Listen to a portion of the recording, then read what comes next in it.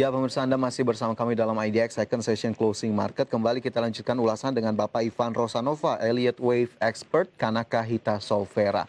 Pak Ivan, kita lanjutkan kembali ulasan saham atau portofolio yang dimiliki oleh Pak Franky. Diva tadi sudah dijawab, sementara Elianka atau Link, bagaimana kemudian proyeksinya Pak Ivan?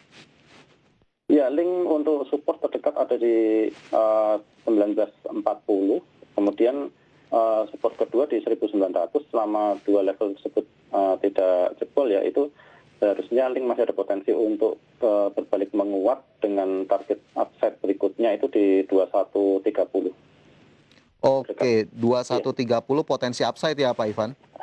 Iya, harusnya kalau saat ini Link ini sedang membentuk wave 4, maka potensi kenaikan berikutnya setelah target pertama tercapai, maka ada potensi untuk kembali menguat lagi dengan potensi minimal ke 2300 ya.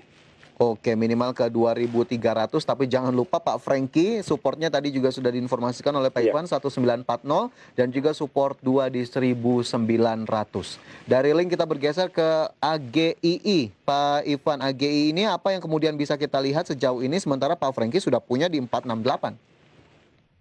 Oke, AGII di 468 posisi saat ini. Untuk sekarang AGII sebetulnya masih relatif aman selama koreksinya tidak turun ke bawah level 444 ya. Itu untuk target koreksi ideal memang di situ, tapi kalau ternyata turun perlu dicermati lagi level support terakhir di 418. Kalau jebol sebaiknya untuk melakukan cut loss. Artinya kalau saat ini misalnya posisi masih akumulasi, itu bisa menambah posisi di support pertama di 444, kemudian di 434, dan level support di 418 apabila ternyata tembus sebaiknya exit terlebih dahulu. Oke, baik itu untuk saran untuk AGII, Aneka Gas Industri, di mana level support terdekat ada di 444, kemudian 434 dan 418. Jika memang terus mengalami penurunan, boleh saja untuk dilakukan cut loss, begitu ya Pak Ivan? Ya, sementara untuk kenaikan mungkin bisa diperhatikan nanti kalau ternyata kembali menguat 492 dan level 515 untuk target resistennya ya. Oke, baik. Itu dua resisten 492 dan juga 515 untuk AGII. Pak Franky, semoga bisa terjawab dan bisa memberi tambahan acuan juga untuk Anda level-level yang bisa dicermati. Dari Pak Franky, kita bergeser ke pertanyaan berikutnya. Ini ada yang tidak menyebutkan nama, menanyakan Aisyah. Pak Ivan, yang hari ini juga tercatat masuk dalam kategori top gainers. Ini Aisyah kemana sebetulnya arahnya?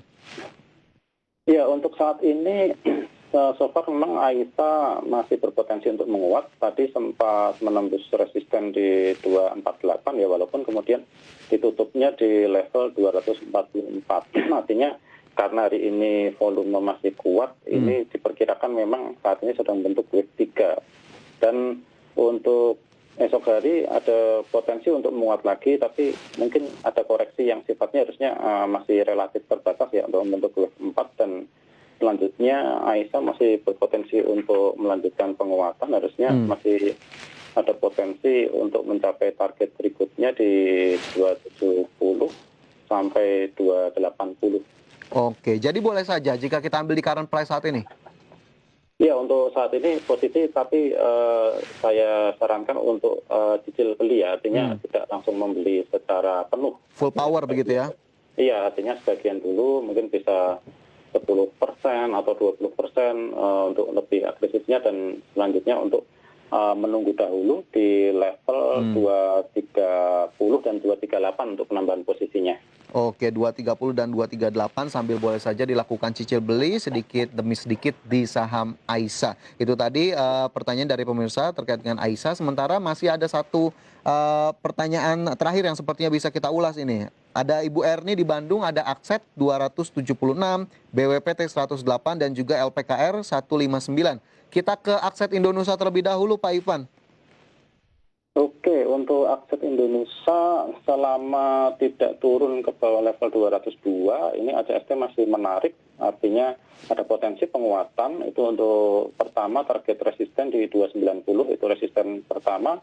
Kemudian target resisten berikutnya ada di 344. Oke, itu tadi untuk Akset 290 dan 344 resisten. BWPT?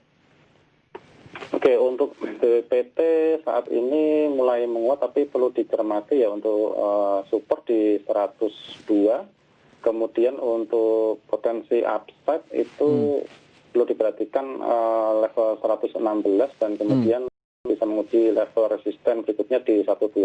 Tapi perlu saya sampaikan juga, saya berpesan bahwa untuk saham-saham dari saham-saham tiny caps ya, artinya yang kapitalisasi pasar 5 triliun ke bawah ini perlu membatasi pembelian. Artinya pembelian memang lebih difokuskan ke saham-saham blue chip. Ketika memang terjadi koreksi pada IHSG, tentu nanti saham-saham big caps akan lebih menarik seperti itu. Oke, saham-saham big caps dipandang masih bisa memiliki potensi begitu ya. Tadi untuk Akset dan juga BWPT, Erni di Bandung, tapi sayang sekali satu saham lainnya sepertinya tidak bisa kita ulas karena waktunya sangat terbatas sekali. Pak Ivan, terima kasih banyak atas informasi dan analisisnya sore hari ini. Oke. Jaga kesehatan dan sukses selalu. Iya, sama-sama Mas. Ya, pemirsa, demikian perbincangan kita kali ini dalam IDX Second Session Closing. Terima kasih atas kebersamaan Anda. Kami akan kembali jumpa esok hari. Sampai jumpa.